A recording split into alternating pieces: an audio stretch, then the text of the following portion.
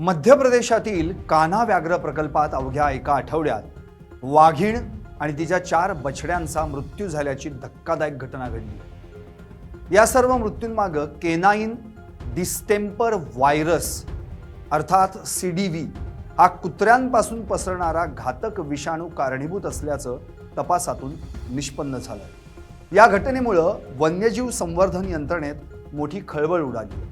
देशातील इतर व्याघ्र प्रकल्पांबाबतही चिंता व्यक्त केली जाते। गेल्या काही दिवसांमध्ये T141 या वाघिणीसह तिच्या 4 बछड्यांचा एकामागोमाग एक असा मृत्यू झाल्याची माहिती आहे। जबलपूर येथील school of wild life forensic and health या प्रयोगशाळेत मृत वाघीण आणि बछड्यांचे नमुने तपासणीसाठी पाठवण्यात आले होते। प्रयोगशाळेच्या अहवालात 5ही वाघांचा मृत्यू केनाईन डिस्टेंपर व्हायरसमुळे झाल्याचं नमूद आहे।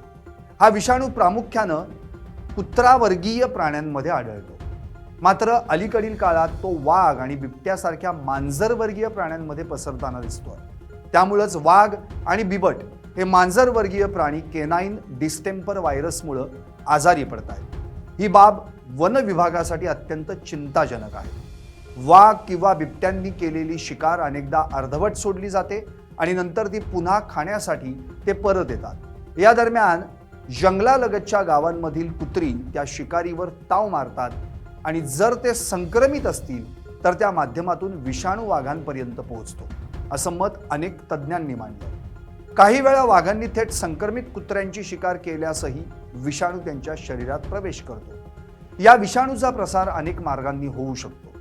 तसंच पाणवठ्यांमध्ये संक्रमित कुत्र्यांच्या संपर्कामुळे पाणी दूषित होऊन त्यातूनही संसर्ग होऊ शकतो। हा विषाणू कुत्र्यांमध्ये प्रामुख्याने श्वसन संस्थेवर परिणाम करतो, मात्र वाघ बिबट्यांमध्ये तो गंभीर स्वरूप धारण करतो। श्वसन संस्थेसोबतच हा विषाणू मज्जा संस्थेवरही परिणाम करतो।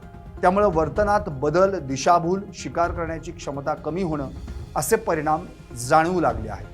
काही प्रकरणांमध्ये प्राणी आपली नैसर्गिक प्रवृत्तीही विसरू शकतात, अशी गंभीर स्थिती निर्माण होताना पाहायला मिळाली। या पार्श्वभूमीवर वन विभागाने तातडीने उपाययोजना सुरू केल्या आहेत। घटना घडलेल्या भागात सुमारे 5 किलोमीटर परिसर नो गो झोन म्हणून घोषित केला गेला आहे। सुमारे 40 कॅमेरा ट्रॅप बसवून वाघांच्या हालचालींवर लक्ष ठेवलं जातं। याशिवाय पाणवठ्यांचे आणि प्राण्यांच्या विष्ठेचे नमुने गोळा करून तपासणी सुरू आहे।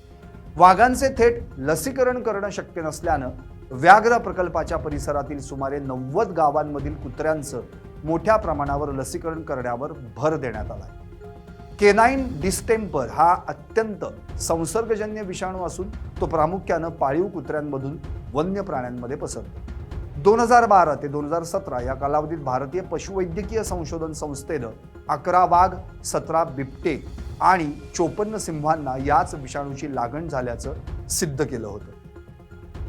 अशाच प्रकारे 2015 मध्ये पन्ना व्याघ्र प्रकल्पात एका वाघिणीचा मृत्यू झाला होता। संक्रमित प्राण्यांच्या संपर्कातून किंवा त्यांच्या स्त्रावांद्वारे हा विषाणू जलद गतीनं इतर प्राण्यांपर्यंत पोहोचू शकतो। गावकऱ्यांनी या घटनेबद्दल तीव्र नाराजी व्यक्त केली असून वाघांच्या मृत्यूमुळे पर्यटनावर विपरीत परिणाम होण्याची भीती व्यक्त केली जाते। स्थानिक अर्थव्यवस्थेलाही याचा फटका बसू शकतो, अशी चिंता व्यक्त होते।